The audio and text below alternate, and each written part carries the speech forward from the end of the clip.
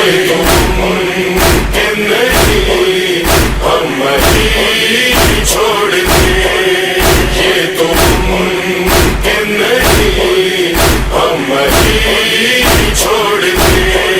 One third of قرآن بنی اسرائیل کے بارے میں، موسیٰ کا نام محمد سے زیادہ استعمال ہوتا ہے۔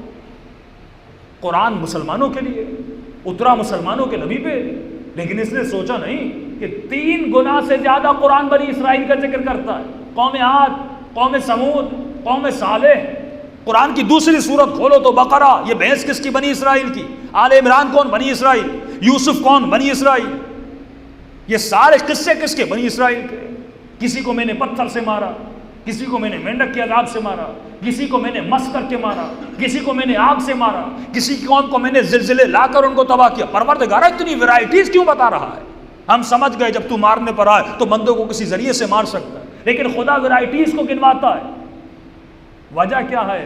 امت محمد کی، لیکن قصے بنی اسرائیل کے۔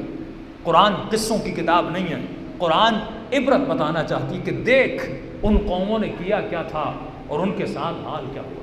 اگر تو ان سے کچھ سیکھے گا نہیں، کہیں کہیں ہم ممبر پہ کہتے ہیں کہ یہ قرآن بھی پڑھنے کی کتاب ہے، جس طرح اخبار پڑھتے ہو نا روزانہ، کتاب بک اٹھا لیتے ہو کوئی اسٹوری کی بک، تو قرآن بھی پڑھنے کی کتاب ہے، رکھنے کی کتاب نہیں ہے۔ اس کتاب سے کچھ سمجھا کرو کہ مختلف لوگ آیت اللہ العظمہ قاضی کے پاس جاتے تھے کہ مولانا ہمیں کوئی عمل بتائیے، ہم عارف باللہ بننا چاہتے ہیں، ہم بھی برزخی آگ چاہتے ہیں، ہم بھی طی الارض چاہتے ہیں، ہم بھی ملائکوں کو دیکھنا چاہتے ہیں۔ کہ رسول خدا فرماتے ہیں اگر میری امت کے دلوں پہ پردے نہ ہوتے اور شیطان ان کے دلوں پہ پردے نہ چڑھاتا، اور اگر یہ کوشش کر کے ان پردوں کو ہٹا دیں تو یہ زمین و آسمان کے فرشتوں کو دیکھیں، یہ ملک آسمان و زمین دیکھیں، لیکن اس انسان نے خود کو اتنا گرایا کہ دعائے ندبہ میں اس کو کہنا پڑتا ہے عزیز علیہ ان تری الخلق ولا ترا، مولا میرے لیے بڑا مشکل ہے، یہ بڑی دکھ کا لمحہ ہے کہ میری آنکھیں سب کو دیکھ رہی ہیں، گنہگار سے گنہگار چہروں کو دیکھ رہی ہیں، یہ آنکھیں منحوس سے منحوس چہروں کو دیکھ رہی ہیں، یہ آنکھیں شیاطین نما انسانوں کو دیکھ رہی ہیں، لیکن عجب ہے ان آنکھوں پر، یہ آنکھیں تیرے ولی، تیرے نمائندے امام زمانہ کو نہیں دیکھ رہی، یہ آنکھیں اس کی زیارت سے محروم ہے۔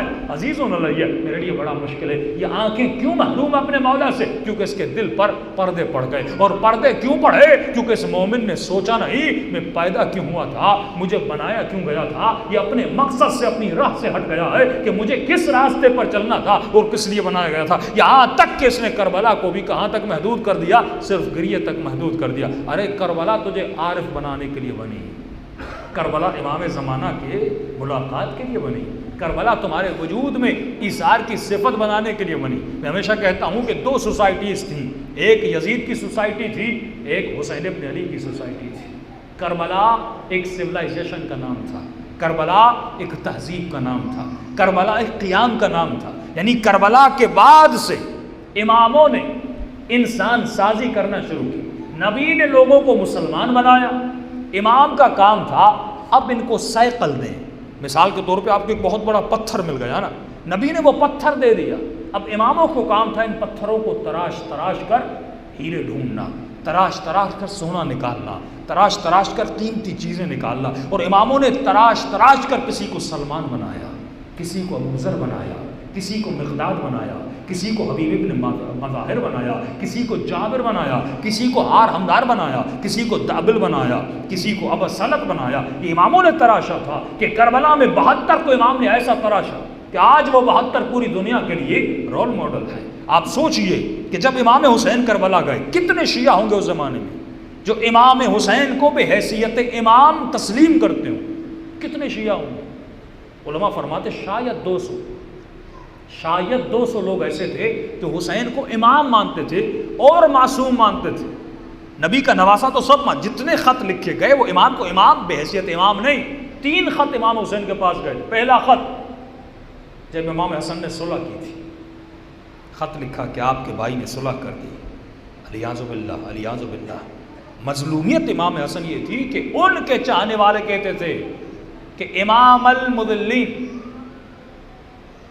اس نے ہمیں ذلیل کر دیا معاویہ کے ساتھ صلح کر کے۔ یعنی لوگوں کی معرفت اتنی تھی کہ اگر امام میری مانے تو امام ہے، اگر میری نہیں مانتا تو امام نہیں ہے، اگر یہ میری بات کو ایکسیپٹ کر لے تو امام ہے، لیکن اگر میری بات کو ایکسیپٹ نہیں کرتا تو امام نہیں ہے۔ امام حسین نے جواب نہیں دیا۔ دوسرا خط تب لکھا جب امام حسن شہید ہوئے، اس وقت بھی امام نے جواب نہ دیا۔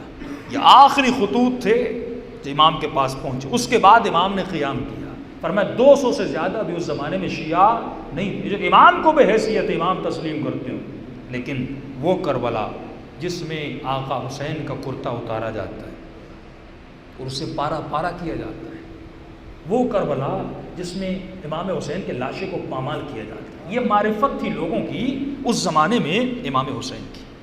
لیکن زمانہ گزرتا ہے اور 8ویں امام کا زمانہ آتا ہے۔ میں بتا رہا ہوں کہ کربلا کے بعد اہل بیت نے کس طرح تربیت کی کہ وہ کربلا کہ حسین ابن علی خطبہ دے رہے ہیں لیکن لشکر یزید اپنے کانوں میں انگلیاں ڈال رہا ہے کہ حسین ہمیں تمہاری بات کو سننا بھی نہیں ہے۔ امام دعوت حق دے رہے ہیں اور وہ کہہ رہے ہیں ہمیں یہ حق کی آواز سننی نہیں ہے۔ اور وہ کربلا جس میں امام حسین کا کرتا اتارا جاتا ہے اور اس کرتے کی کوئی قیمت نہیں ہوتی۔ لیکن جب 8ویں امام کا زمانہ آتا ہے، لوگوں کو پتہ چلتا ہے کہ نبی کا نواسہ سرزمین طوس پہ آنے والا ہے، 1,00,000 سے زیادہ مجمع ہے، حدیث سلسلۃ الذہب کا لکھنے والا۔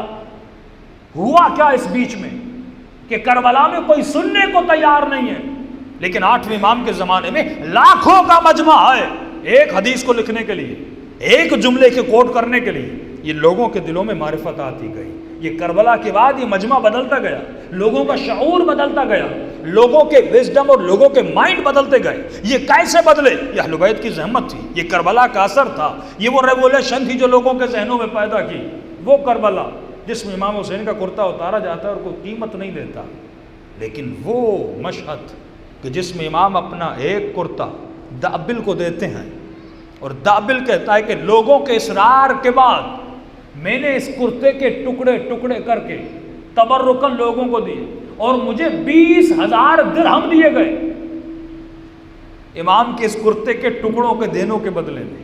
وہ کربلا جس میں کرتے کی کوئی اہمیت نہیں ہے، اور یہ امام رضا کا زمانہ جس میں مولا کے کرتوں کو ہزاروں درہم اور سکوں میں خریدا جاتا ہے۔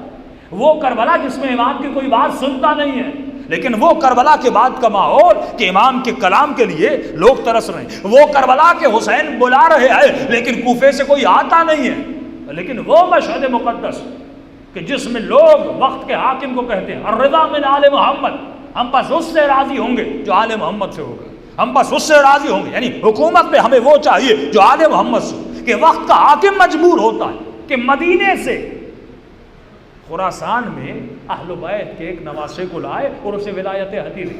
کیا کیا اہل بیت نے؟ یہ وہ کربلا کا سبق تھا، یہ وہ کربلا کے بعد اہل بیت کی محنت تھی کہ نبی نے صرف اسلام دیا، اہل بیت نے لوگوں کو مومن بنانا شروع کیا۔